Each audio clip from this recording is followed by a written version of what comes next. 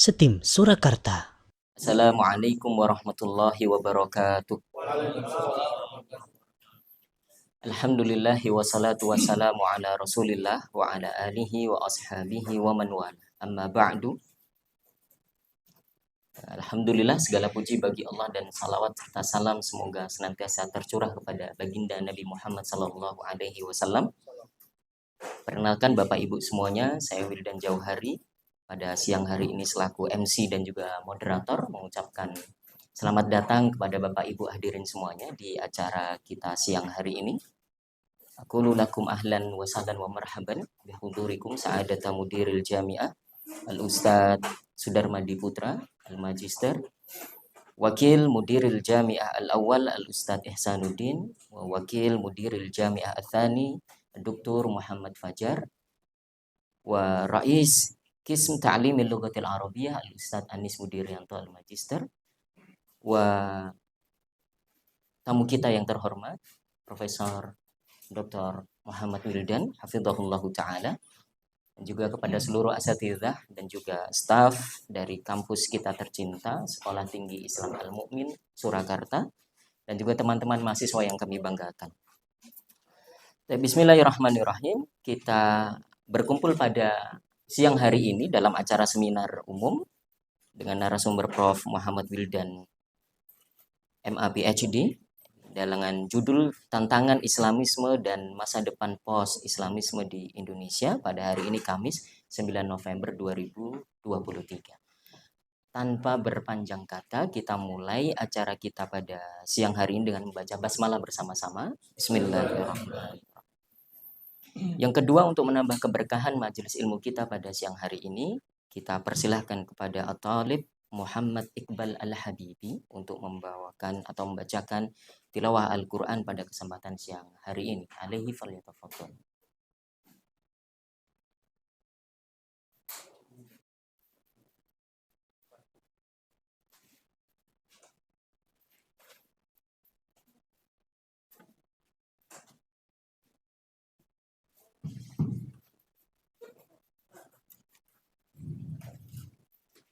Bismillahirrahmanirrahim.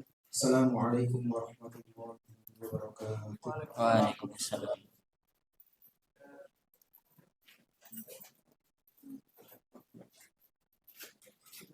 أعوذ بالله من الشيطان الرجيم. بسم الله الرحمن الرحيم.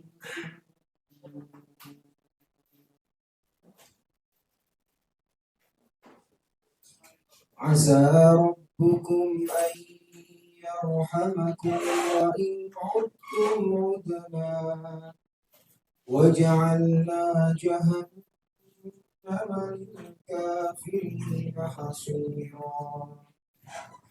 إن هذا القرآن يهدي للتي هي أقوم ويبشر المؤمنين الذين يعملون الصالحات أن لهم أجرا كبيرا وأن الذين لا يؤمنون بالآخرة أعتدنا لهم عذابا أليما. ويدعو الإنسان بالشر دعاء بالخير وكان الإنسان عجولا. وجعلنا الليل والنهار آيتين فمحونا آية الليل وجعلنا آية النهار مبصرة لتبتغوا فضلا من ربكم ولتعلموا عدد السنين والحساب وكل شيء فصلناه تفصيلا وكل إنسان ألزمناه طائره في عنقه ونخرج له يوم القيامة كتابا يلقاه منشورا اقرأ كتابك كفى بنفسك اليوم عليك حسيبا من اهتدى فإنما يهتدي لنفسه ومن ضل فإنما يضل عليها ولا تزر وازرة وزر أخرى وما كنا معذبين حتى نبعث رسولا وإذا أردنا أن نهلك قرية أمرنا متر فيها ففسقوا فيها فحق عليها القول فدمرناها تدميرا وكم أهلكنا من القرون من بعد نوح وكفى بربك بذنوب عباده خبيرا بصيرا اللهم ارحمنا بالقرآن. السلام عليكم ورحمة الله وبركاته. Waalaikumsalam warahmatullahi wabarakatuh. Jazakumullahu khairan katsiran kepada At-Talib Muhammad Iqbal Al-Habibi. Mudah-mudahan pembacaan ayat Al-Quran barusan menambah lapis-lapis keberkahan di majelis ilmu kita siang hari ini. Di luar boleh panas, tapi di dalam semoga senantiasa hati kita dan suasana kita dingin dan sejuk. Amin ya rabbal alamin. Berikutnya, al-kalimatul iftitahiyah min mudiri jamiatil mu'min lidirasa al-islamiyah, kalimat pembuka dari ketua STIM Surakarta Al-Ustaz Sudarmadi Putra Al-Magister alaihi falyatafaddal.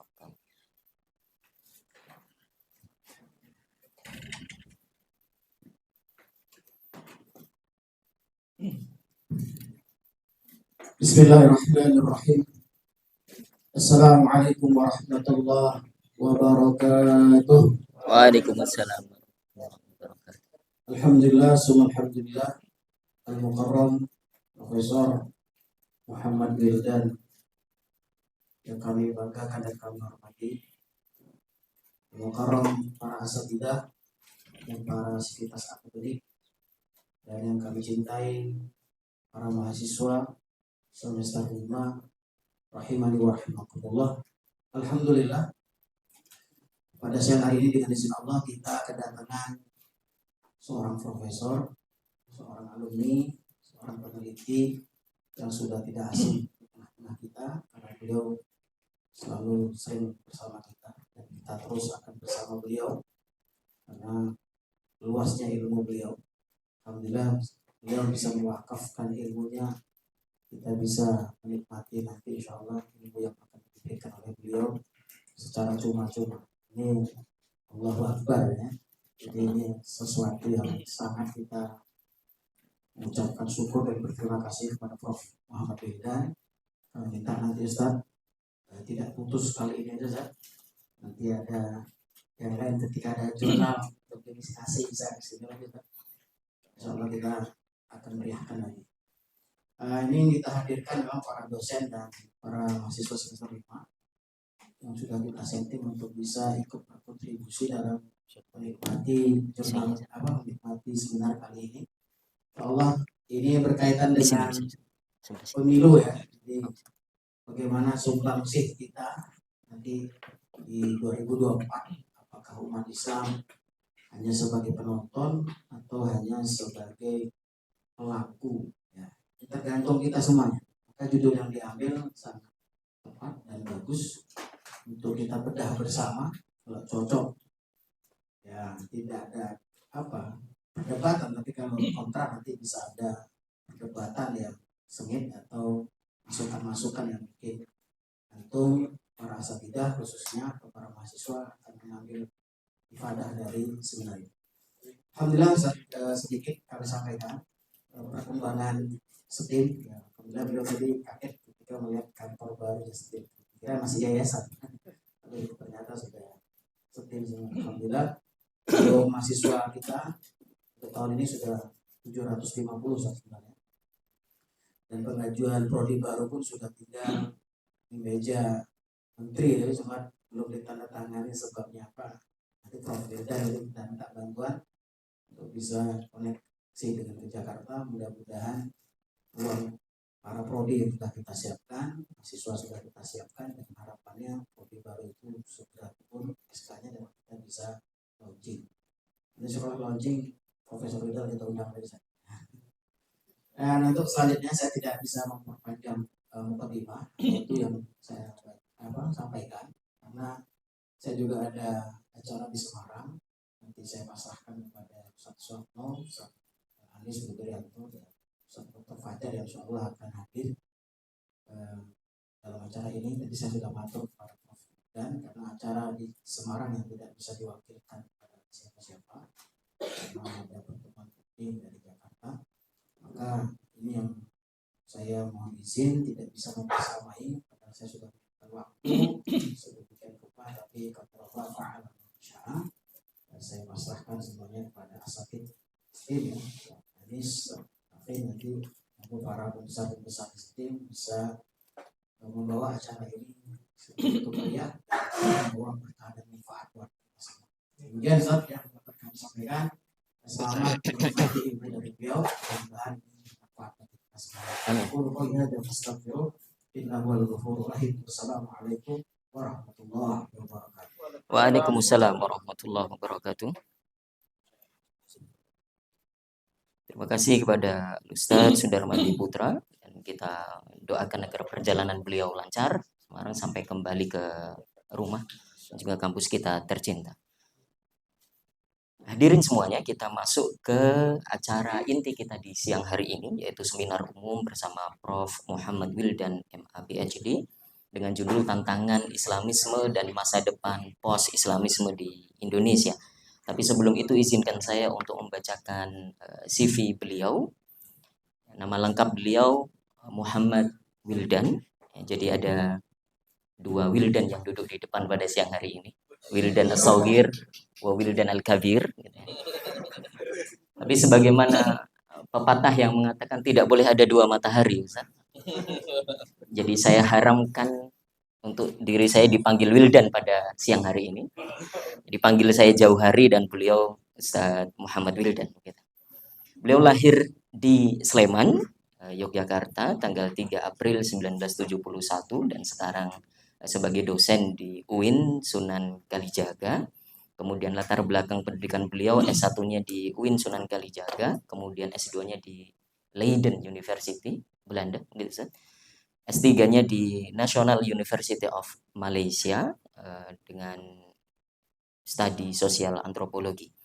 Kemudian kiprah dan juga karya beliau, ini kalau saya bacakan kita akan habis waktunya. Karena 5 lembar beliau menyiapkan ini jurnal internasional, kemudian dengan bahasa Indonesia atau juga bahasa Inggris, kemudian pengalaman organisasi, penelitian sebagai konsultan, advokat, kemudian editor dan juga reviewer, Masya Allah. Jadi kita mengambil banyak ibrah dan juga motivasi dari beliau. Fa'ish hayatul ulama, hiduplah sebagaimana para ulama itu hidup. Daiman yaqra, daiman yunakish, wa daiman yaktub. Selalu membaca, diskusi dan juga menulis sehingga bisa menghasilkan karya-karya, dan juga kita bisa punya umur yang kedua. Barangkali kita sudah tiada tapi karya dan juga penelitian kita masih berguna dan juga dibaca oleh orang. Kira-kira begitu, Prof. Saya berikan waktu sepenuhnya kepada Prof. Wildan pada siang hari ini untuk memaparkan materinya pada hari ini. Mudah-mudahan kita semuanya beroleh ilmu yang bermanfaat. Kepada beliau saya persilakan. Oke.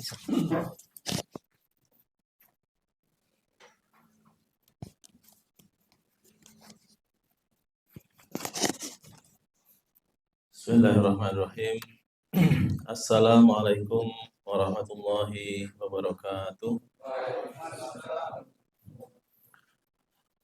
Alhamdulillahirabbil alamin wa bihi nasta'inu ala umuri dunya waddin. Wassalatu wassalamu ala nabiyyina Muhammadin akhirul anbiya wa khatamul mursalin wa ala alihi wa ashabihi ajmain. Amma ba'du. Yang kami hormati para asatidzah di STEM, mahasiswa yang saya hormati. Pertama sekali saya ucapkan terima kasih dan merasa senang bisa hadir untuk kesekian kalinya di forum akademik di STEM untuk berbagi ilmu, berbagi pengalaman. Semoga apa yang saya sampaikan ini bermanfaat untuk saya sendiri dan untuk para asatidzah dan juga untuk para mahasiswa semuanya. Kalau tadi dikenalkan di sini mahasiswanya ada 750-an ya. Saya kebetulan di UIN saya juga sekarang sebagai dekan. Mahasiswa saya ada sekitar 2.300-an. 2.300 ya mungkin berkurang karena hari kemarin hari Selasa kemarin, ini hari Kamis ya, hari Selasa kemarin kita baru saja meluluskan 225 mahasiswa dari total 1.800-an di seluruh UIN. Pada kesempatan siang hari ini saya akan menyampaikan materi tentang tantangan Islamisme dan masa depan post-Islamisme. Hadirin yang saya hormati, sebetulnya ide untuk acara ini dari saya sendiri. Kebetulan saya mendapatkan SK guru besar dan pengukuhan guru besar itu belum lama dan saya merasa bahwa pidato guru besar saya ini adalah pidato guru besar saya. Jadi ini perlu saya share juga di sini sehingga ini bisa lebih banyak audiens yang mendengarkan dan juga semoga bisa lebih bermanfaat. Oke, saya akan bermula dari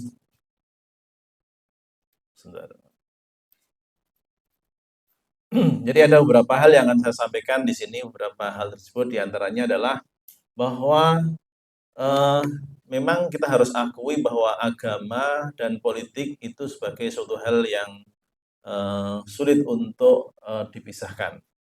Nanti audiens bisa minta PowerPoint ke Ustadz Azam atau Ustadz Jawhari. Jadi agama dan politik memang sulit untuk dipisahkan karena memang sejak dulu memang nature-nya atau secara alaminya bahwa agama itu memang harus mewarnai politik dan juga memang politik itu atau negara itu tidak bisa dipisahkan dari agama karena negara tanpa agama ini bisa negaranya bisa melenceng, bisa hancur, bisa tidak punya tiang yang kokoh begitu. Tidak ada negara yang betul-betul sekuler. Saya kebetulan sudah ke banyak negara.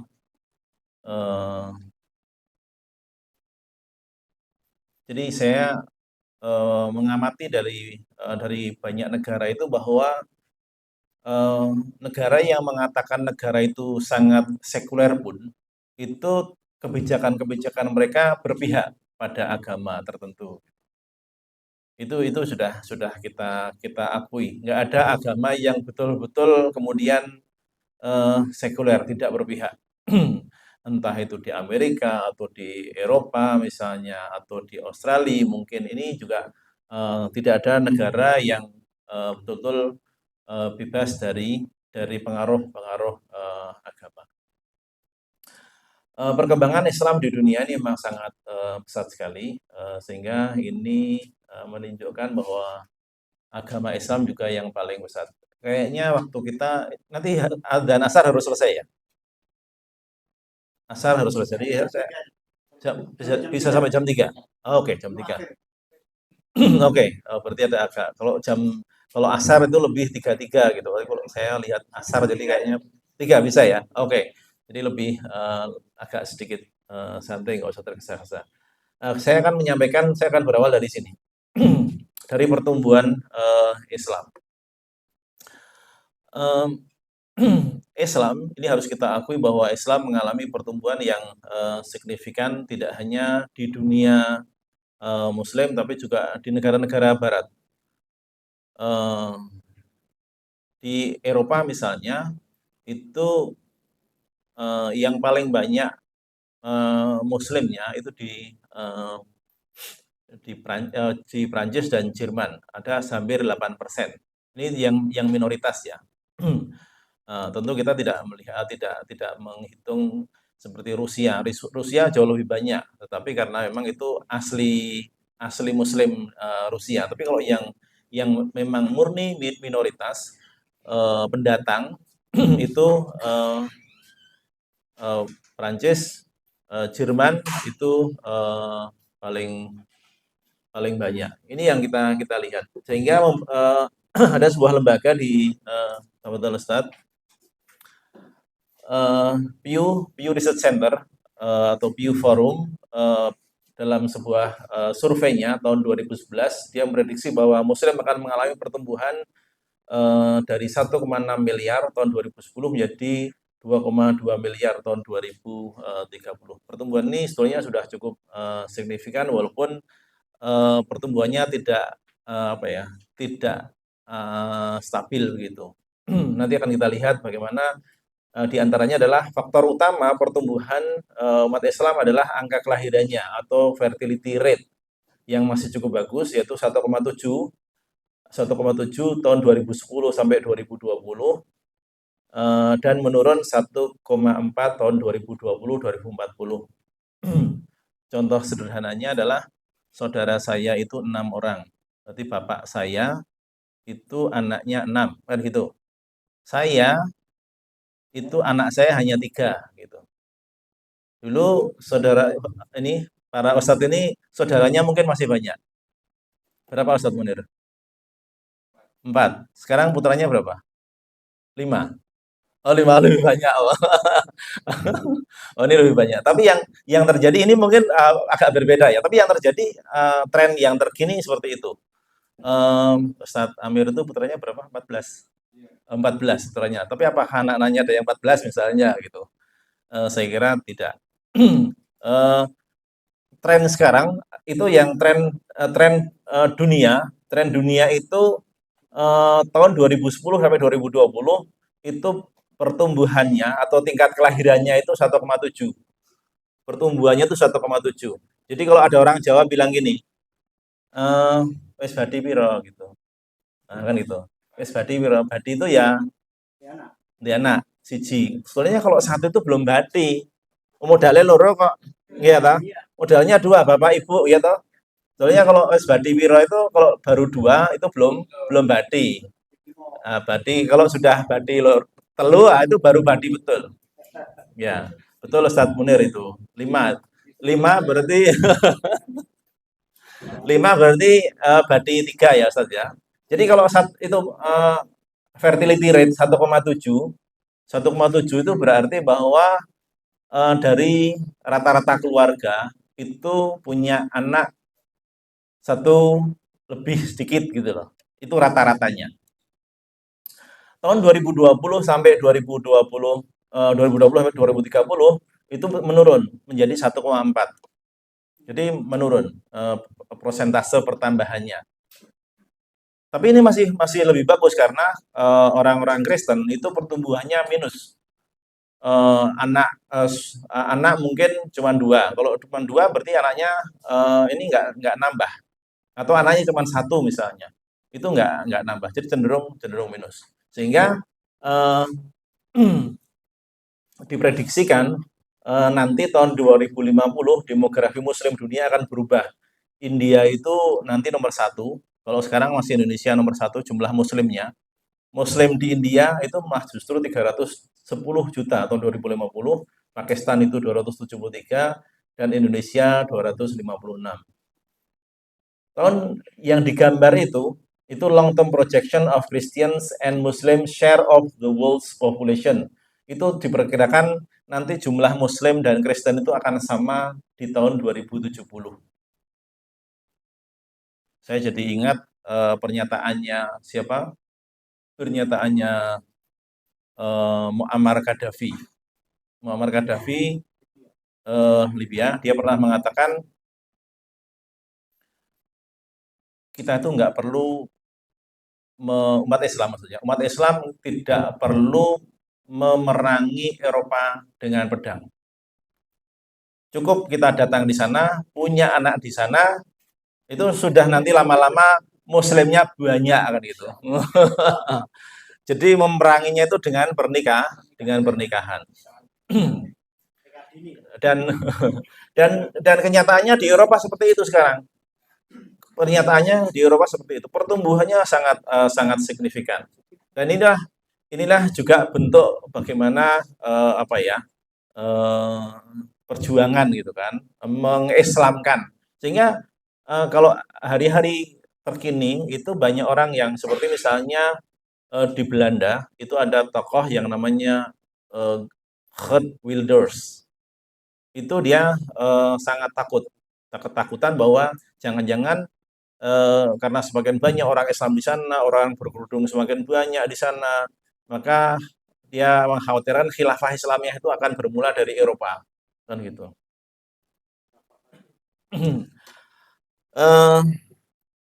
Hadirin yang saya hormati, kemudian setelah pertumbuhan yang signifikan, ada tantangan bagi umat Islam yang disebut dengan conservative turn.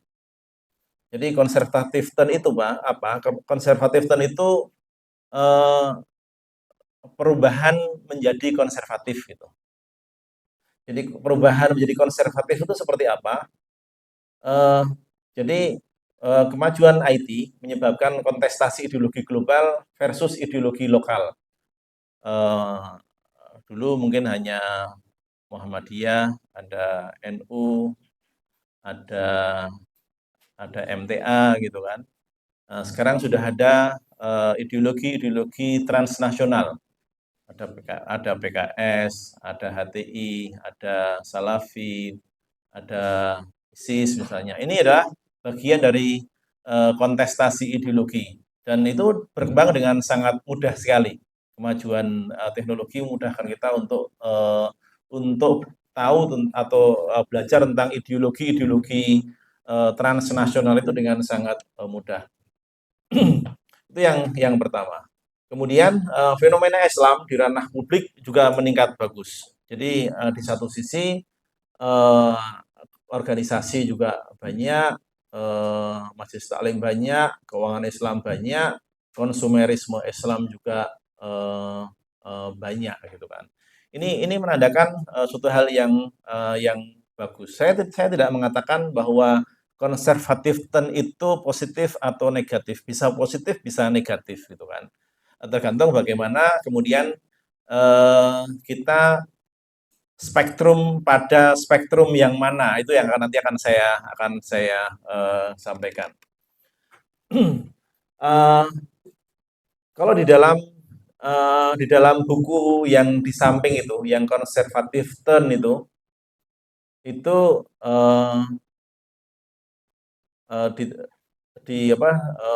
awalnya buku itu terbit di Singapura, kemudian juga diterbitkan di Mizan.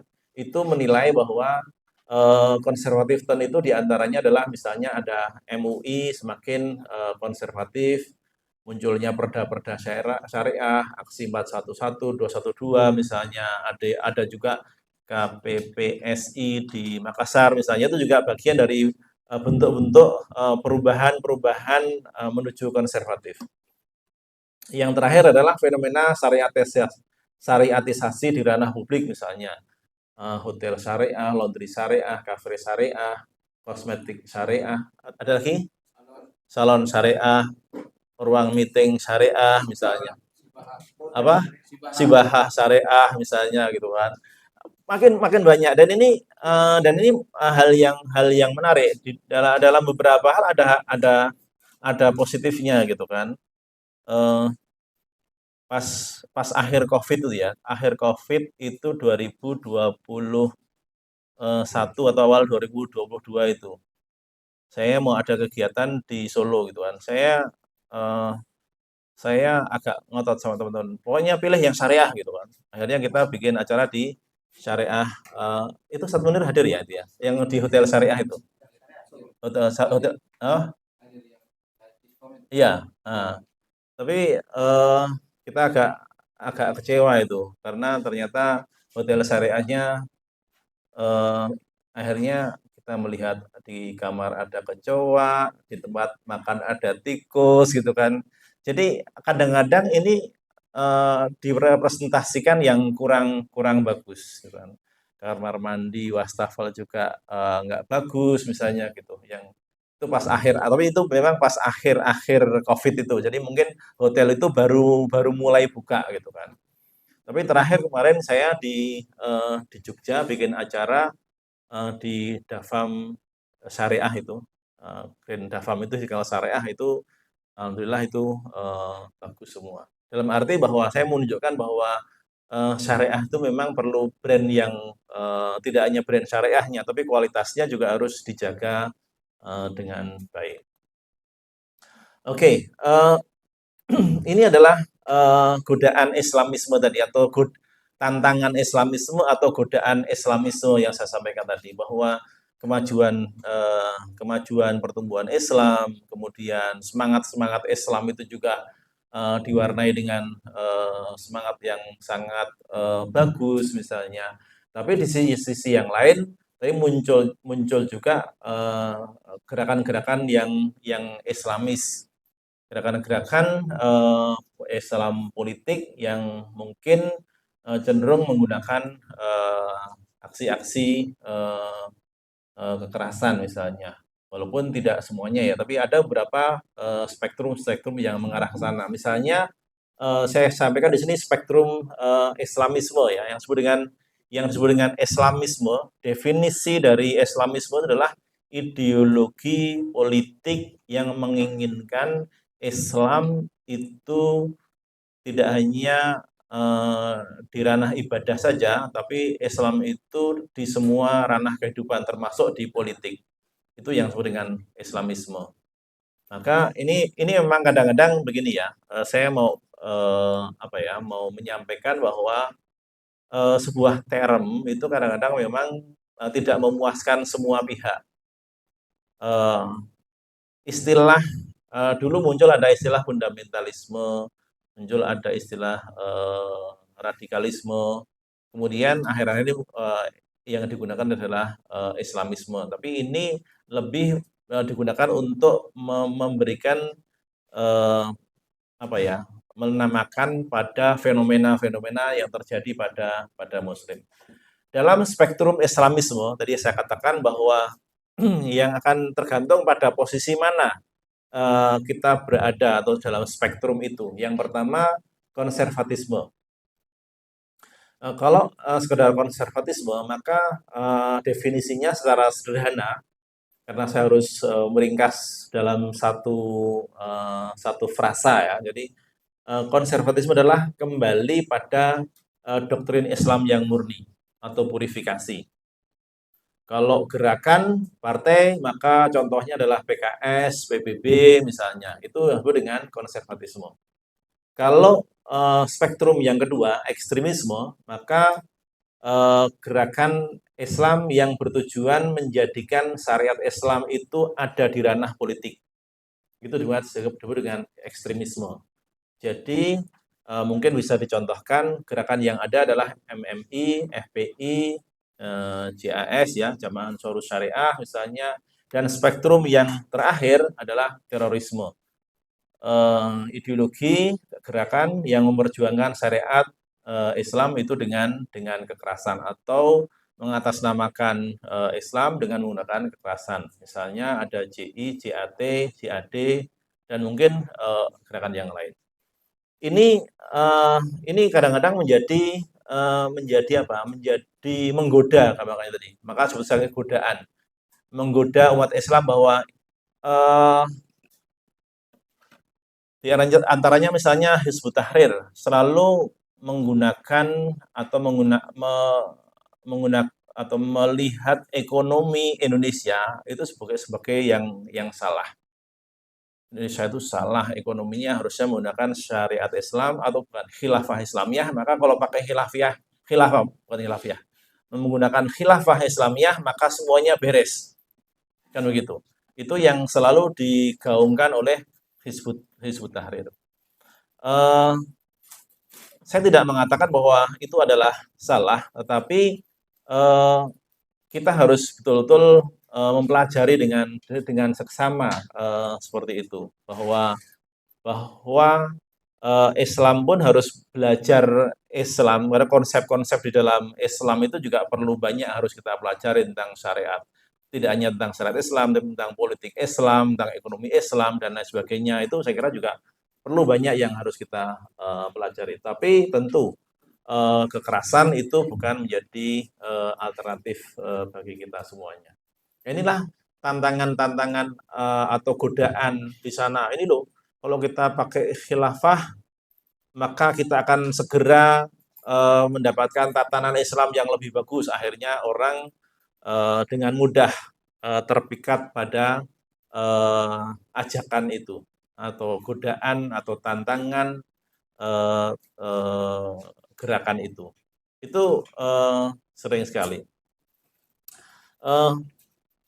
ISIS misalnya, di antaranya, ISIS itu berhasil merekrut ratusan orang Indonesia. Ada 600 sampai 700 orang Indonesia pergi ke Syria untuk menikmati khilafah. Apakah ada khilafah di sana? Nah, ini yang perlu. Yang pernah ke sana, ada beberapa orang yang ke sana mau menyaksikan. Kalau tidak salah, MMI itu mengirim 4 orang ke Syria saat itu untuk melihat apakah betul ada khilafah di sana. Jadi kalau memang di sana betul ada khilafah, orang itu mau merekomendasikan jamaahnya untuk hijrah ke sana gitu.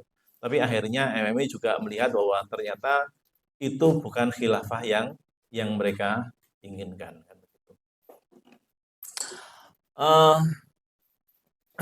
Hadirin yang saya hormati, para asatidz dan mahasiswa.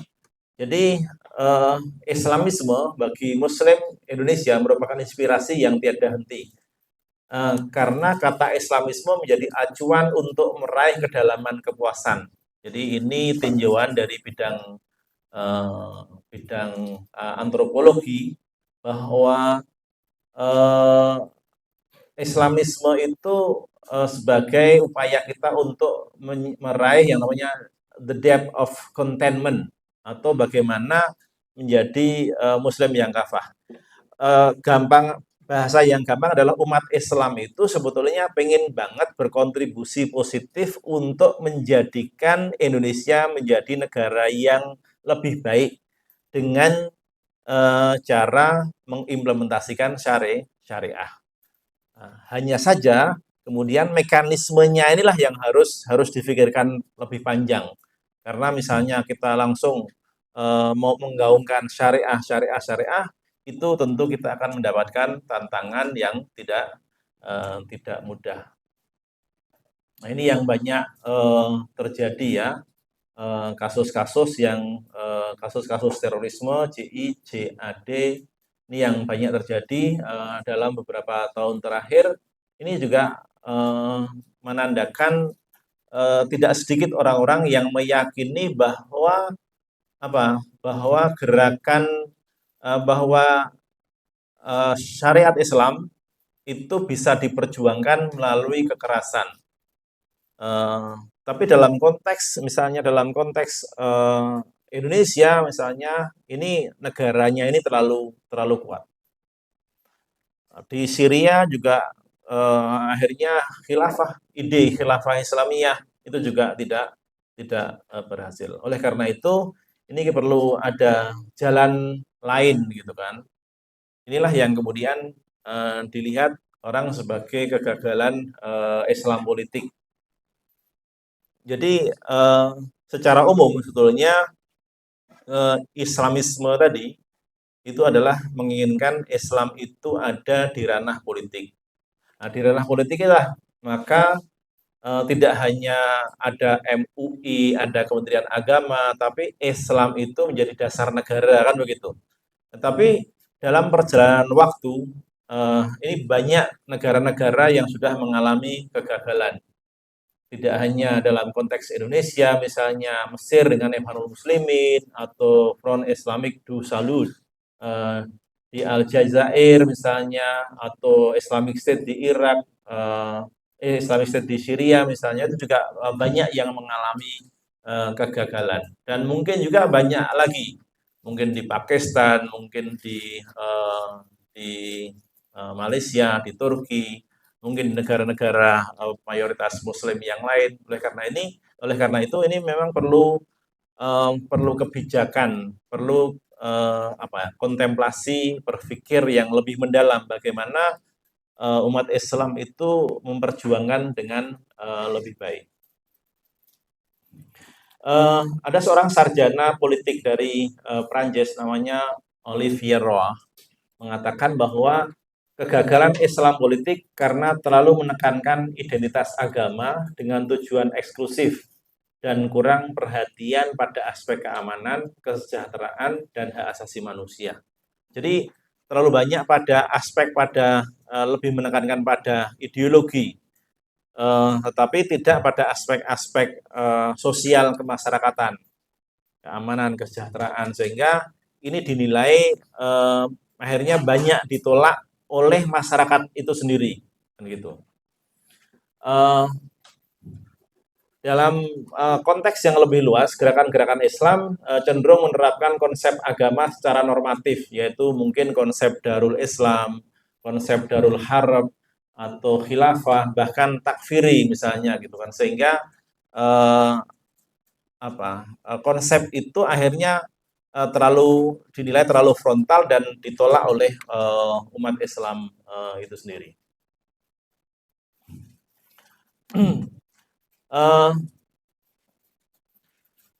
Saya akan menyampaikan bahwa syariat Islam ini sebagai tadi sudah saya katakan di depan bahwa tujuan dari kita ini kan sebetulnya bagaimana lebih menerapkan syariatnya. Maka syariat itu sebagai objective of meaningfulness. Tujuan Muslim Indonesia tentang pencarian syariat dalam struktur hukum negara menguat akhir-akhir ini. Misalnya peraturan daerah itu juga ada di banyak tempat, misalnya di Jawa Barat, di Sumatera Barat, Sulawesi Selatan, Kalimantan Selatan, misalnya Jawa Timur, itu banyak merebak di mana-mana.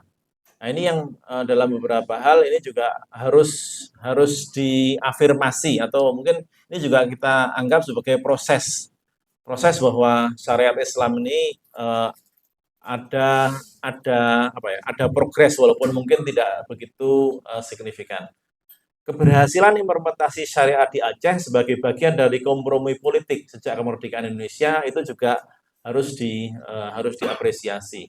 Penerapan hukum Islam dalam konteks negara demokrasi Indonesia sudah sesuai dengan tata cara pembentukan hukum atau siyasah atas syariah dalam sistem hukum dan politik nasional. Ini juga harus kita lihat ini sebagai sebuah proses alternatif gitu kan, yang tidak bisa kita kemudian kita kesampingkan. Maka gerakan syariat Islam sebagai tujuan Muslim Indonesia untuk mewujudkan meaningful atau supaya Islam itu lebih bermakna, lebih tidak hanya aspek ubudiyah, tapi juga muamalah dan juga siyasah, ini juga mendapatkan manfaat yang lebih luas.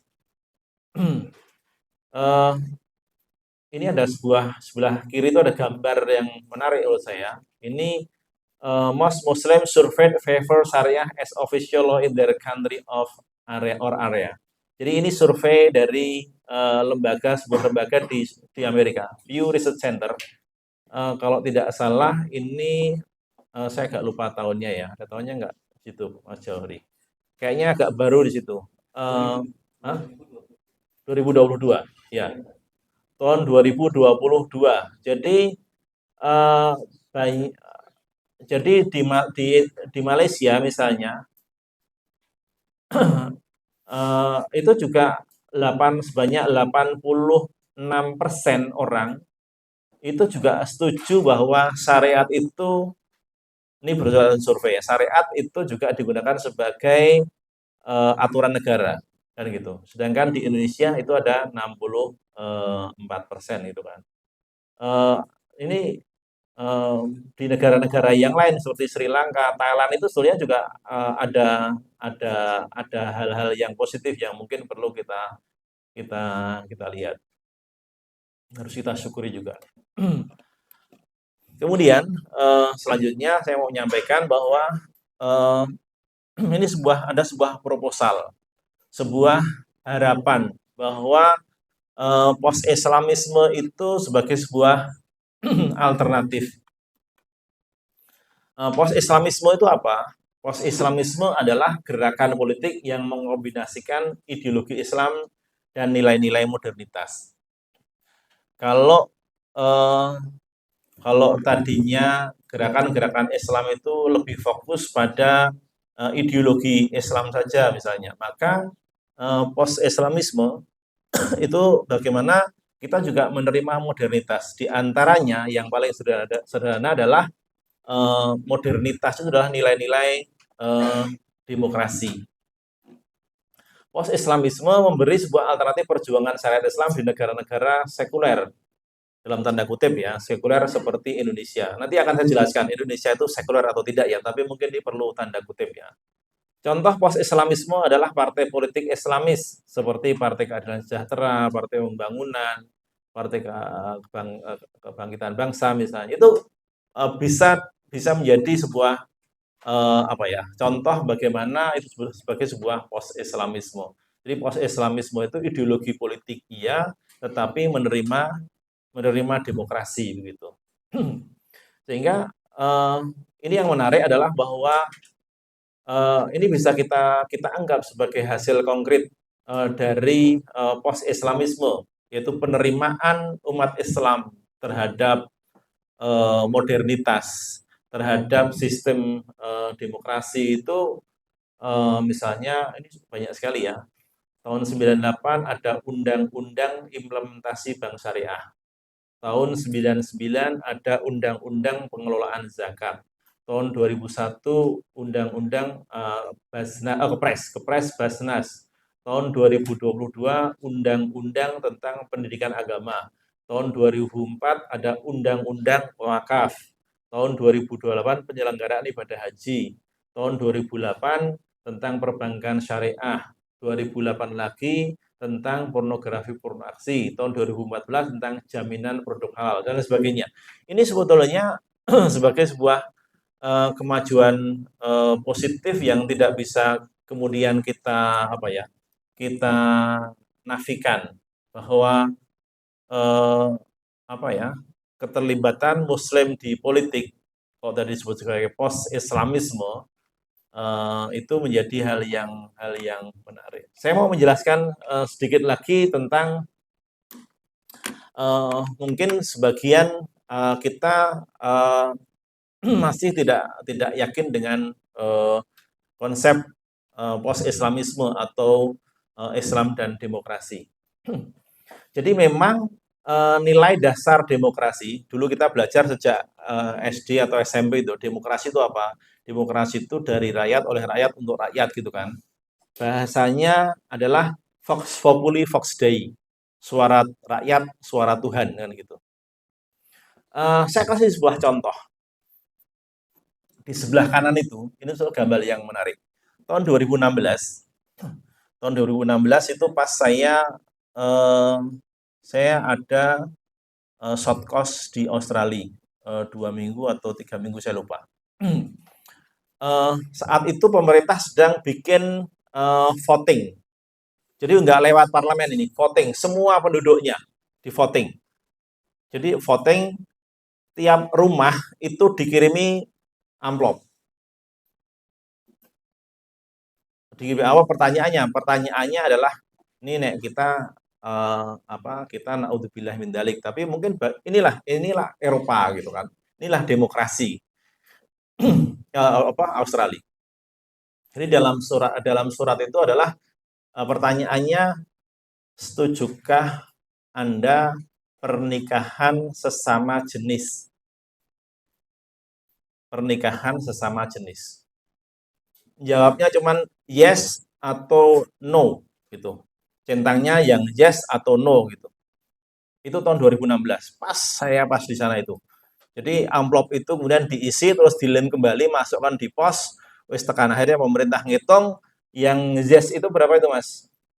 61,6. 61,6%. Jadi 61% orang itu setuju nikah sesama jenis. Lenang karo lenang, wedok karo wedok. Kalau kita akan mengatakan naudzubillahi min dzalik. Tapi inilah demokrasi gitu kan. Demokrasi itu kalau di sana itu bisa seperti itu. Di tempat yang lain juga mungkin hampir sama. Mungkin kayak di Amerika, di Eropa, apalagi kayak Belanda gitu, mungkin juga sama gitu. Nikah sesama jenis itu saya nggak lihat dulu ya. Maksudnya nggak lihat di Google gitu kan, gimana aturan di sana. Bisa jadi iya. Inilah yang disebut dengan aspek negatif dari demokrasi. Demokrasi itu bisa sejahat itu gitu loh, seburuk itu. Tapi di sisi yang lain, demokrasi itu juga ada demokrasi itu dipraktekkan tidak ada yang sama di dunia ini. Kan gitu. Demokrasi di satu sisi yang lain ada buruknya, di satu sisi ada buruknya, tapi sisi bagusnya atau baiknya lah, tidak bagus ya. Sisi baiknya itu juga ada yang identik dengan nilai-nilai Islam kan gitu. Saya akan tanya adik-adik mahasiswa, kalau misalnya survei tadi loh, survei yes atau no itu di Indonesia kira-kira yang yes itu berapa persen? Saya akan menduga itu di bawah 5%. Ya, bisa jadi. Amat sangat sedikit sekali. Jadi saya mau menyampaikan bahwa demokrasi itu tergantung orangnya juga gitu loh. Kalau tadi survei yang sama di Indonesia pasti no kan gitu. 98 atau 99% orang akan mengatakan tidak kan begitu. Jadi ini tergantung pada siapa yang, jadi demokrasi itu tergantung di tangan siapa. Kan begitu. Apalagi mungkin ini statement ini menarik ya. Demokrasi bukan sistem yang terbaik saat ini. Tetapi saat ini demokrasi adalah sistem yang paling memungkinkan untuk memperjuangkan syariat. Jadi kalau tadi ada bad side-nya, ada aspek negatifnya, insya Allah kalau itu dimanfaatkan oleh pihak-pihak tertentu, ini bisa punya nilai yang positif, ya kan? Tinggal yang di voting itu siapa kan begitu.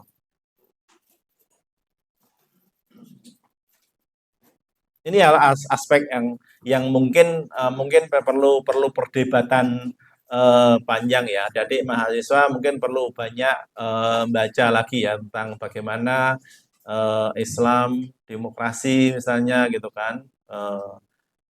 di negara-negara tertentu. Adik-adik tahu yang namanya eutanasia atau eutanasia?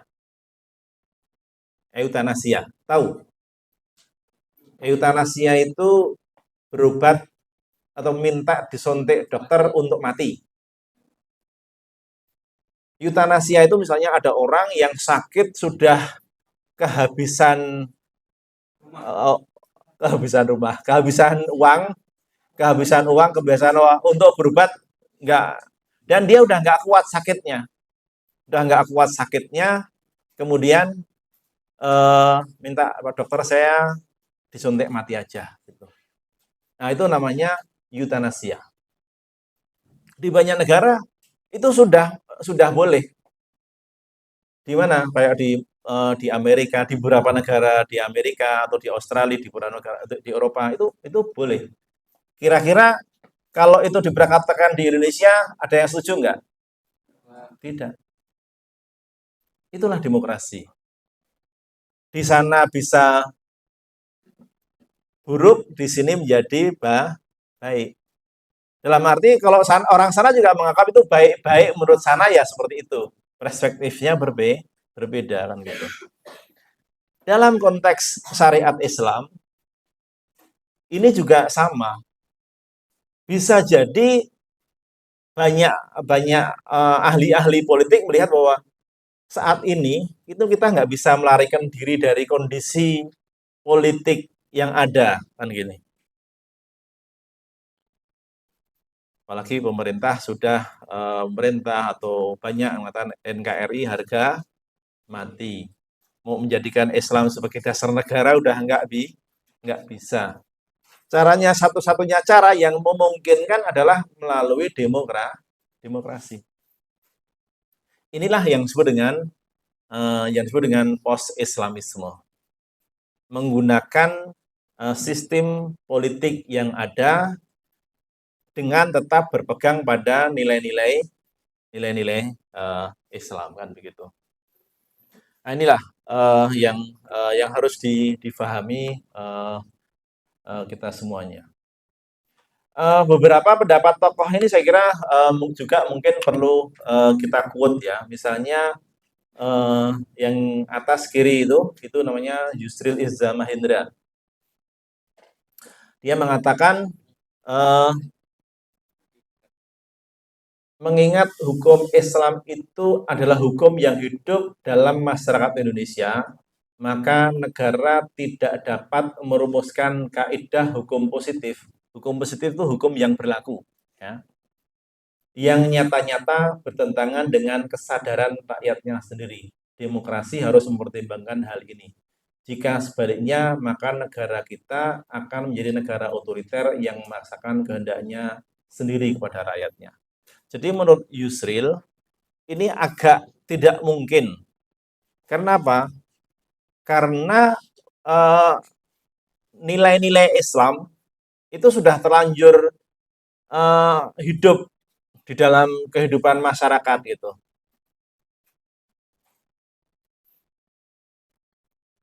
Kalau tadi nikah sesama jenis ya. Kalau nikah beda agama, boleh nggak? Nggak boleh juga. Itu di agama Katolik Kristen juga nggak boleh gitu kan. Di agama Kristen nggak ada agama manapun sebetulnya nggak ada yang bolehkan sebetulnya.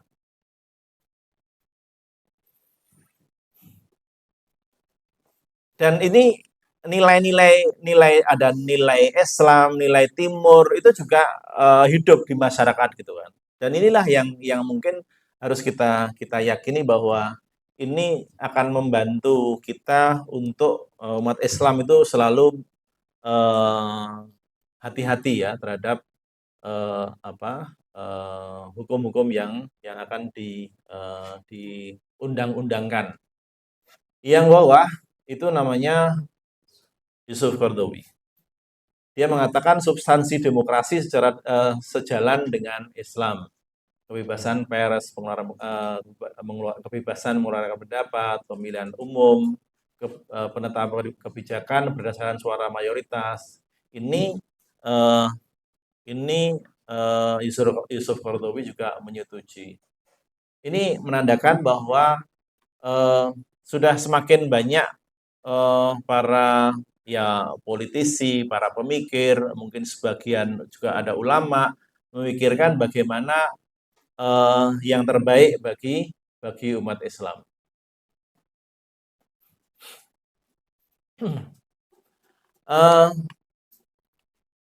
Saya mau mengatakan di sini ya, sebetulnya ya, kalau tadi di depan sebetulnya saya sudah mengatakan Indonesia negara sekuler, tapi sebetulnya kalau kita mau jujur banget, itu Indonesia itu aslinya itu memang Indonesia itu negara sekuler. Bentuk awalnya, bentuk dasarnya itu Indonesia itu negara sekuler. Karena betulnya gini, tinggal kita mau mengatakan begini, Indonesia itu negara teokrasi atau bukan? Berdasarkan agama atau tidak? Tidak. Kalau tidak berdasarkan agama, maka itu menjadi agama sekuler. Kan begitu. Tetapi mungkin juga kita bisa mengatakan bahwa negara sekuler Indonesia itu juga mungkin beda dengan negara sekuler yang lain. Dan tadi di depan saya sudah mengatakan juga tidak ada negara yang betul-betul sekuler. Apalagi di Indonesia ada Kementerian Agama, ada Majelis Ulama Indonesia, ada Dewan Syariah Nasional misalnya. Itu adalah lembaga-lembaga yang memang secara itu membantu pemerintah dalam melaksanakan aturan. Jadi Islam tidak hanya menjadi dasar negara, tapi juga Islam memang tidak menjadi dasar negara seperti mungkin dicita-citakan dengan syariat Islam, dengan khilafah Islamiyah atau Islamic State misalnya. Tetapi Islam menjadi nilai-nilai moral di dalam kehidupan berbangsa. Ini yang kita harapkan dengan post Islamisme tadi. Seorang sarjana yang menulis buku di sebelah kanan itu namanya Abdullahi Ahmed An-Naim, orang Sudan. Nanti adik-adik bisa search di YouTube, ada wawancaranya Abdullahi Ahmed An-Naim. Itu dia mengatakan syariat Islam akan memainkan peran penting dalam mengembangkan nilai-nilai dan norma yang direfleksikan dalam perundang-undangan dan kebijakan publik melalui proses yang demokratis. Semakin yang melihat kerumitan politik ya akhir-akhir ini, maka memang semakin banyak orang melihat bahwa ini sebagai alternatif untuk memperjuangkan syariat Islam melalui mekanisme yang ada gitu. Masa depan syariat Islam adalah mempromosikan syariat Islam sebagai sistem normatif di kalangan umat Islam tanpa melalui mekanisme pemaksaan dengan kekuatan negara. Ini juga memungkinkan menurut Abdullahi Ahmed An-Naim. Terakhir, sebelum mungkin nanti ada diskusi 15-20 menit. Pertama bahwa memang Islam itu tidak bisa dipisahkan dari politik. Kalau kita sebagai umat Islam, kalau kita jauh-jauh dari politik, nanti kita bisa dirugikan oleh kebijakan-kebijakan politik. Klausulnya atau kaidahnya juga kadang-kadang kita sering memahaminya al-Islamu dinun wa daulah, kan begitu. Itu juga kita meyakini. Islamisme, khususnya ekstremisme dan terorisme, ini mungkin bukan alternatif yang bagus, yang tepat bagi Islam. Demokrasi adalah sebuah harapan untuk menjadikan nilai-nilai Islam itu di ranah negara. Jadi nilai-nilai yang hidup di masyarakat, tetapi sekaligus bagaimana itu kemudian diformalisasikan di dalam bentuk negara. Syariat Islam bisa terus diperjuangkan di ranah politik. Maka memilih wakil rakyat itu juga sebagai sebagian dari jihad politik. Sehingga saya juga meyakini semoga atau mungkin juga para asatidz dan mahasiswa juga meyakini bahwa golput itu bukan sikap yang baik. Mungkin bukan sikap yang baik atau masa bodoh dengan politik misalnya, yang penting itu bukan urusan saya gitu kan. Tapi ketika nanti umat Islam banyak dirugikan oleh wakil-wakil kita, maka ini menjadi yang merugikan umat Islam. Sehingga pemilu itu bukan untuk memilih yang terbaik, tapi untuk mencegah orang jahat itu berkuasa. Nah, ini yang mungkin lebih pas bagi kita. Dan penerimaan terhadap demokrasi sesuai dengan kaidah adalah sesuai dengan kaidah usul fikih, mala yudraku kuluh la yudraku kuluh. Kalau tidak bisa dilaksanakan semuanya, ya jangan ditinggal semuanya. Pas ini sesuai dengan adzan. Semoga yang saya sampaikan ini bermanfaat, dan nanti setelah adzan bisa dilanjutkan dengan diskusi bersama. Billahi taufiq wal hidayah. Assalamualaikum warahmatullahi wabarakatuh. Terima kasih Prof. Muhammad Butuh. Kita akan jeda sebentar sampai menyimak dan mendengar azan untuk salat asar.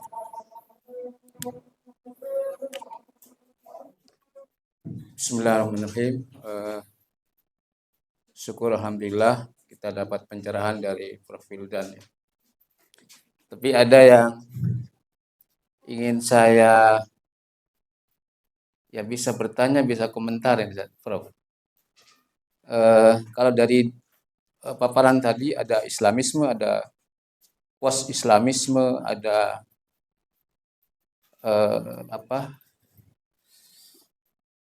ekstremisme, terorisme, konservatisme gitu. Ya, saya dari contoh-contoh dari Islamisme tadi. Jangan dibuka tadi slide tentang godaan Islamisme itu. Jarang memberikan contoh Nabi itu ya, dengan membuat piagam Madinah. Termasuk juga dilanjutkan oleh para sahabat Khulafaur Rasyidin. Itu Islamisme atau post-Islamisme? Kembali kepada nilai-nilai Islam yang murni. Tetapi Islam itu sebenarnya tidak menutup hal-hal yang sifatnya kemajuan. Ya, tapi dalam masalah syariah sudah jelas. Tapi yang sifatnya peradaban, kemudian kemajuan teknologi, bahkan sisi metode dalam berjihad, Rasulullah pernah ditegur ketika perang Badar. Rasulullah menerima saran para sahabat. Di situ pesan moralnya adalah bahwa strategi dalam jihad perang itu bukan bagian daripada syariah. Termasuk di dalam juga perang Ahzab, Rasulullah menerima saran membuat parit. Berarti strategi itu juga bukan bagian daripada syariah. Karena kalau syariah itu sudah terjun pada Rasulullah. Artinya Islam itu menerima hal-hal yang positif itu. Maka saya masih belum memahami ya antara Islamisme dengan post-Islamisme. Itu kan kesannya yang tadi disampaikan Prof itu kalau Islamisme dengan contoh-contoh tadi kesannya negatif gitu. Kemudian selalu diberikan untuk misalnya memperjuangkan Islam dengan kekerasan gitu. Tapi tidak memberikan contoh bagaimana dengan para sahabat Khulafaur Rasyidin itu Islamisme atau post-Islamisme. Kemudian yang kedua belum memberikan contoh tentang Turki Utsmani gitu. Kita jangan dilihat Turki Utsmani terakhirnya Sultan Hamid, tapi yang sebelumnya sudah berapa ratus tahun, termasuk juga Umayyah, Abbasiyah, itu banyak kemajuan-kemajuan yang diperoleh, termasuk Andalusia. Jadi supaya fair itu coba ditampilkan kemajuan dari para sahabat, para Islam ya, termasuk yang lainnya dengan demokrasi. Demokrasi itu kalau dilihat di si majunya, Barat tuh majunya apa?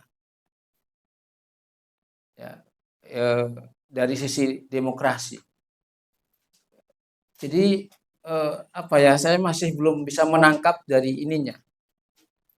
Karena yang ditawarkan oleh Prof ini kan post Islamisme. Jangan-jangan Islamisme yang dulu oleh Rasulullah, kemudian juga oleh para sahabat, kemudian dengan termasuk yang lainnya itu Abbasiyah, Umayyah itu sudah bagus gitu loh. Nah, sekarang tawarannya adalah demokrasi itu bagian daripada post Islamisme, itu yang saya tangkap begitu, Prof.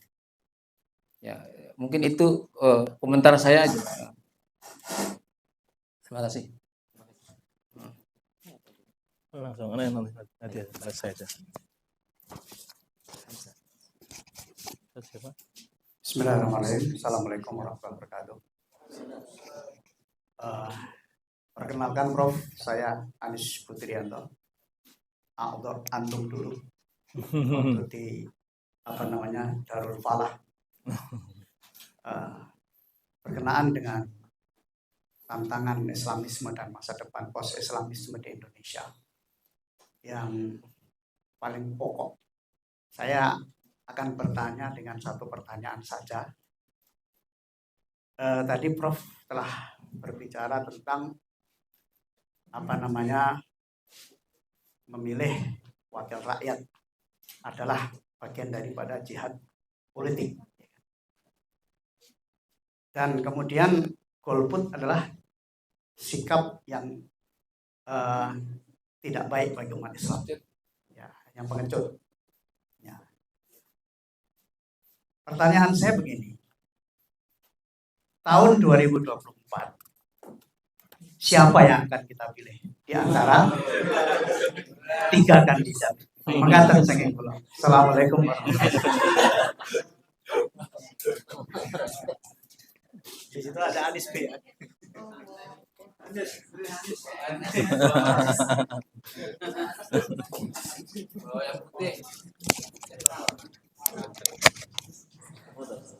Bismillahirrahmanirrahim. Assalamualaikum warahmatullahi wabarakatuh. Yang pertama tadi menarik tentang demokratisasi agar bisa berkembang di Indonesia. Ada satu hal yang perlu kita perhatikan.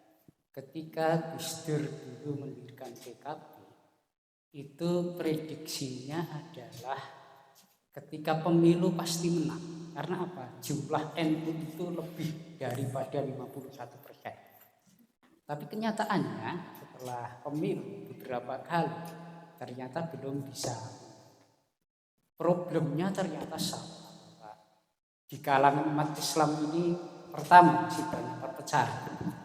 Kemudian yang kedua masih banyak pemikiran-pemikiran antara mereka yang pro demokrasi dan yang anti demokrasi.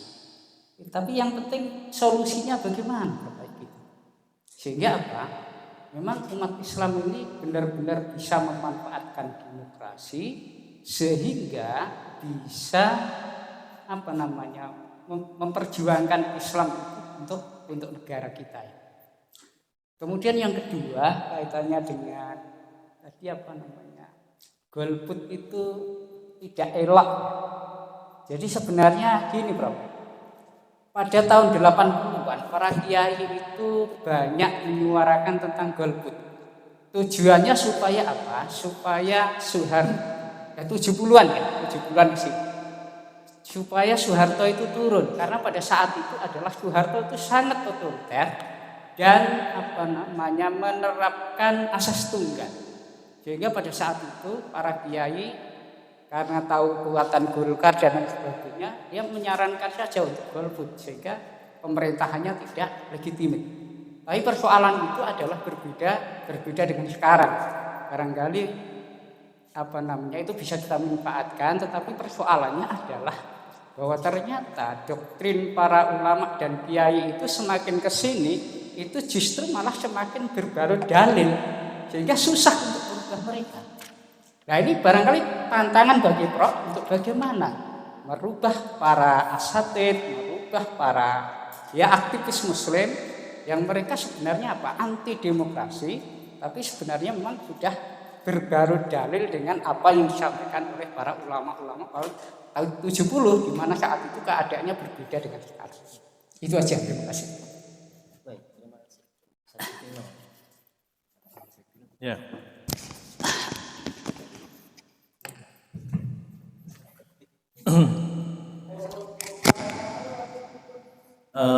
Saya jawab dulu. Yang pertama Ustaz Munir ya. Jadi begini, kalau menurut saya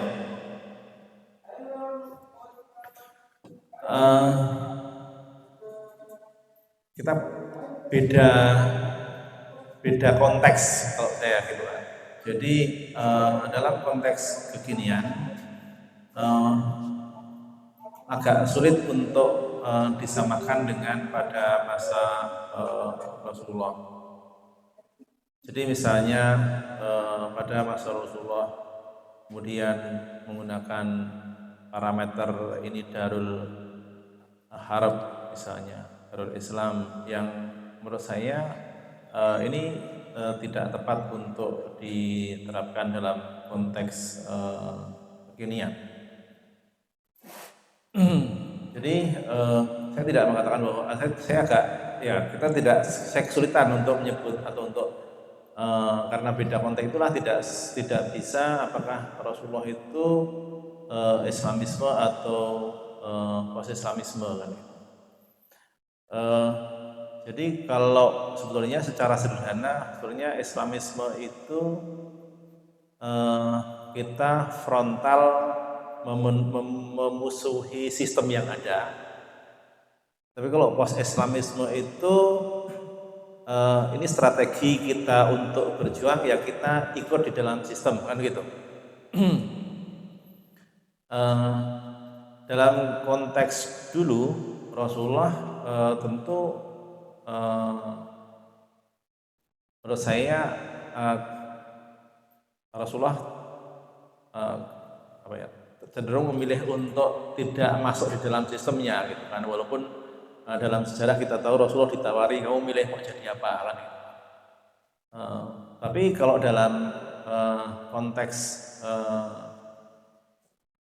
sekarang, kalau kita mau cenderung frontal, maka orientasi kita yang beda. Orientasi kita atau kita tergantung bagaimana orientasi kita. Orientasi kita pada output, pada hasilnya, maka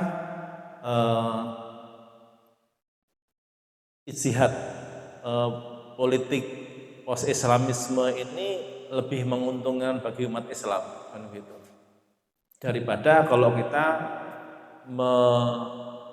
tetap menekuni perjuangan Islam yang frontal untuk melawan sistem yang ada kan gitu. Dan itu cenderung tidak ada outputnya tidak begitu ya lebih sedikit kan gitu kan. Jadi ini menghitungkan madarat dan manfaatnya, maslahatnya. Bina Ustaz Anis, kalau sederhananya ya kita milih yang lebih Islam yang mana gitu. Gitu. Yang lebih mungkin nggak ada yang ideal menurut kita. Yang kalau tidak ada yang paling ideal ya pilih yang lebih sedikit madaratnya kan gitu. Ya. Kalau saya ditanya ya amin gitu kan.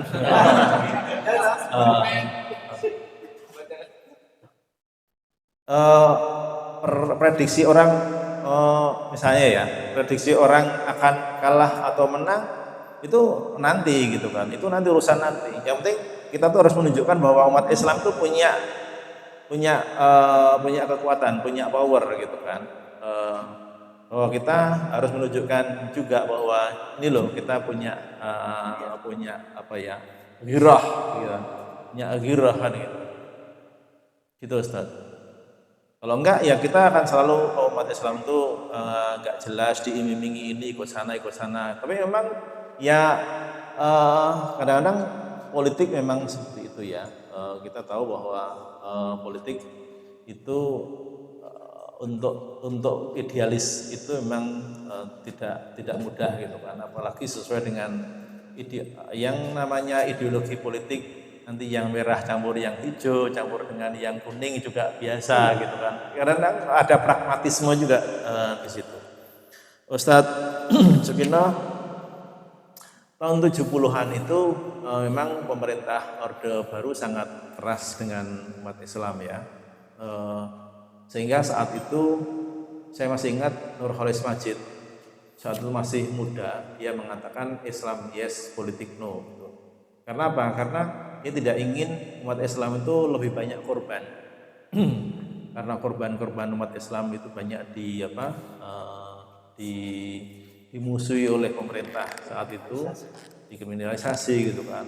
Akhirnya kita atau Nurholis Majid bilang Islam yes, politik no, sehingga banyak orang yang kemudian tidak ingin berpolitik. Tapi itu saat itu gitu kan, ketika memang umat Islam tidak diakomodir dan banyak dicurigai sebagai musuh negara. Kasus misalnya Tanjung Priok, kasus apa lagi? Ya Lampung misalnya gitu kan, itu beberapa contohnya. Jadi tapi kalau dalam konteks kekinian, saya kira ini beda. Saya setuju tadi bahwa ini beda konteksnya sudah beda. Umat Islam harus lebih bisa menyuarakan aspirasinya sesuai dengan mungkin levelnya atau sesuai dengan bidangnya, sehingga aspirasi umat Islam bisa sampai gitu kan. Nah gitu. Yang tentang PKB tadi gimana?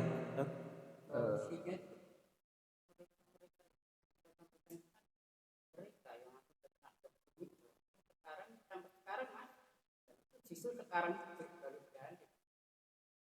perang dalil.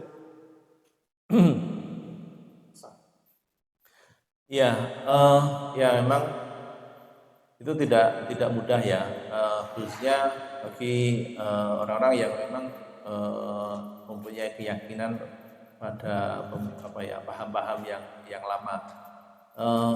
Ya perlu waktu ya, saya kira untuk ya kita perlu berdakwah itu, dakwah politik gitu kan. dialog politik ya. Gitu Ustaz. Ya. Mahasiswa ya, saya berikan kesempatan kepada mahasiswa. Ada pertanyaan?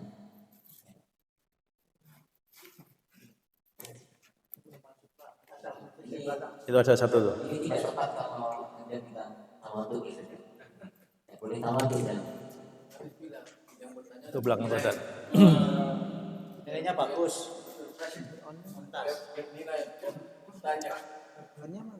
Ada ya, di on kan, dinaikkan.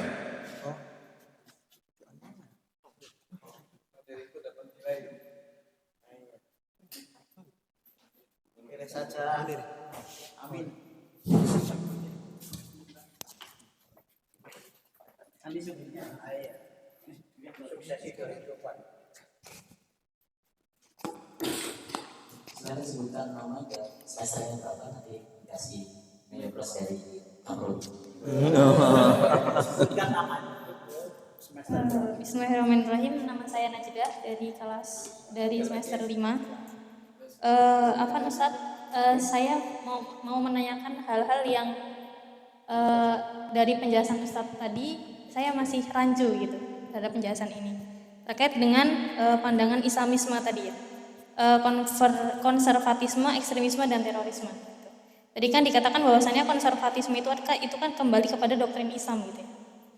Nah, setahu saya itu Islam itu bukan doktrin gitu Ustaz. Akan tapi sebuah agama gitu, sebuah agama yang konsepnya itu bisa kita timbang dengan akal dan mampu memuaskan akal gitu. Maka yang dimaksud dengan doktrin Islam itu seperti apa? Karena sepaham saya Islam itu merupakan akidah akliyah gitu. Terus yang kedua mengenai ekstremisme, itu kan tadi seperti yang sudah dijelaskan, itu maksudnya adalah intinya itu ingin Islam diterapkan di semua ranah kehidupan termasuk politik gitu. Ini yang salah dari pandangan ini itu apa gitu sehingga bisa dikatakan ekstremisme, karena sepaham saya memang sudah kewajiban seorang muslim gitu ya untuk menerapkan Islam secara sempurna gitu di kehidupannya. Jika kita bisa memasukkan Islam ke ranah politik, kenapa tidak gitu. Terus yang ketiga mengenai terorisme, ini tadi kan menerapkan Islam menggunakan kekerasan gitu. Ini saya setuju memang jika Islam itu tidak bisa diterapkan dengan kekerasan gitu. Karena dulu dakwahnya Rasulullah, sebenarnya kan Rasulullah juga bisa gitu ketika bisa minta ke Allah gitu untuk langsung membumi hanguskan semua kebatilan gitu. Tapi Rasulullah dakwahnya tidak seperti itu gitu, tanpa menggunakan kekerasan gitu kan. Nah, yang saya bingungkan ini adalah tadi kan Ustadz mencontohkan beberapa gerakan gitu ya, yang itu katanya menggunakan kekerasan dengan menyerukan khilafah gitu ya. Ini titik kekerasannya itu di mana gitu Ustadz? Karena sejauh yang saya pantau itu mereka pergerakannya menggunakan ghazul fikr atau perang pemikiran, bukan fisik gitu. Apakah khilafah itu adalah kekerasan atau seperti apa gitu Ustaz? Insyaallah seperti itu yang saya tanyakan. Baik, terima kasih dari mudah-mudahan sudah seru itu. Jadi 3 pertanyaan dibangun berdasarkan kebingungan. Memang begitu syarat orang alim itu harus bingung dulu. Kalau Anda tidak bingung terhadap sesuatu, Anda tidak pernah jadi orang alim.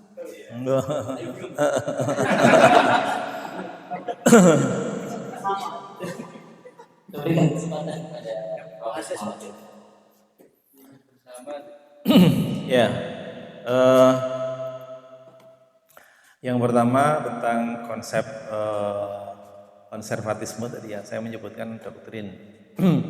Jadi tidak semua aspek di dalam Islam itu bisa di logika gitu. Ada yang memang itu harus kita terima, pokoknya seperti itu. Samina wa ata'na gitu. Dan tidak semua ada yang tidak logis. Oh, banyak di dalam agama Islam yang tidak logis gitu.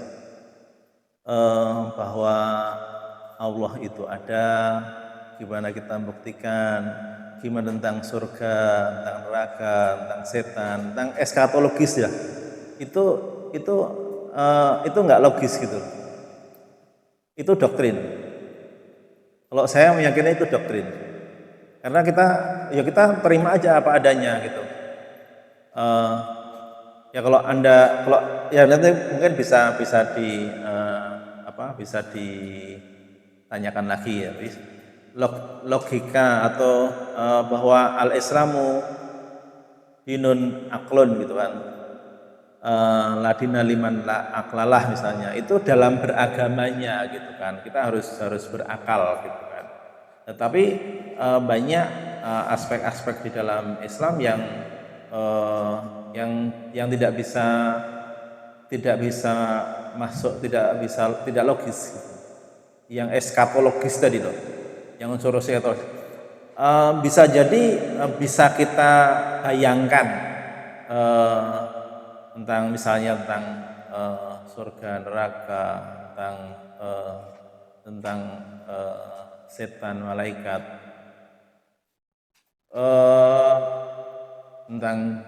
tentang jin misalnya. Hal eskatologis itu menurut saya itu kita hanya terima saja apa adanya, dan itu secara sederhananya seperti itu yang ada aspek doktrinnya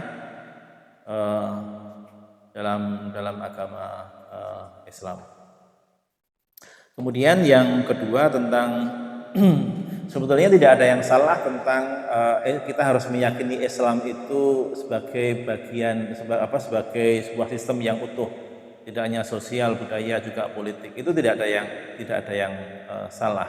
Tapi bagaimana kemudian memperjuangkannya itu tadi. memperjuangkannya itu yang kita harus dengan cara yang lebih tepat. Sekaligus saya jawab yang ketiga ya, nanti bisa jadi yang kalau tadi misalnya khilafah, tadi tiga tadi tentang apa, tentang kekerasan itu memang tidak setuju atau tidak baik di dalam perjuangan umat Islam. Tetapi yang ketika wacana-wacana yang digunakan seperti oleh wacana-wacana khilafah Islamiyah ini kan tidak kekerasan, itu ya tadi pertanyaannya.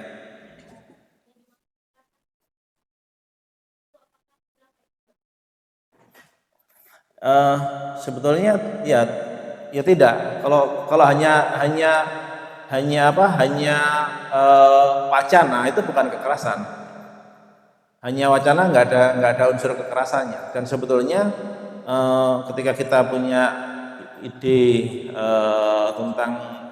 tentang khilafah misalnya, ide tentang Islamic negara Islam misalnya, itu bukan kekerasan. Kekerasan itu ketika menggunakan misalnya kalau yang saya contohkan tadi menggunakan bom untuk merusak sistem yang ada, itu kekerasan kan gitu. Tapi kalau hanya mewacanakan misalnya Anda punya keyakinan tentang khilafah, itu nggak apa-apa. Kita tidak bisa negara tidak bisa mendakwa seseorang karena ideologinya. Ketika orang itu mengajak orang lain, itu salah, kan gitu.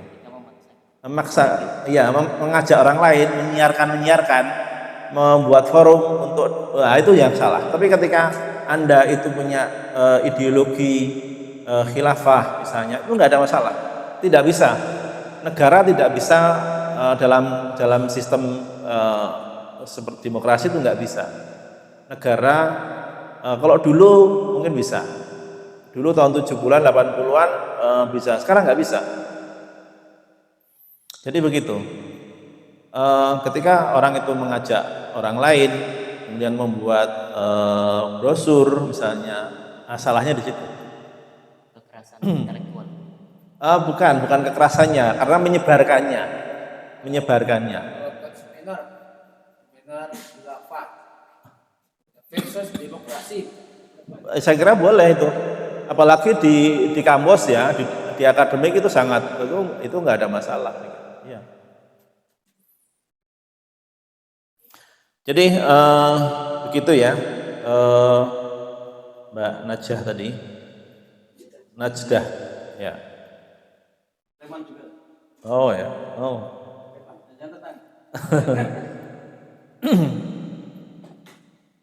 Ya, terima kasih.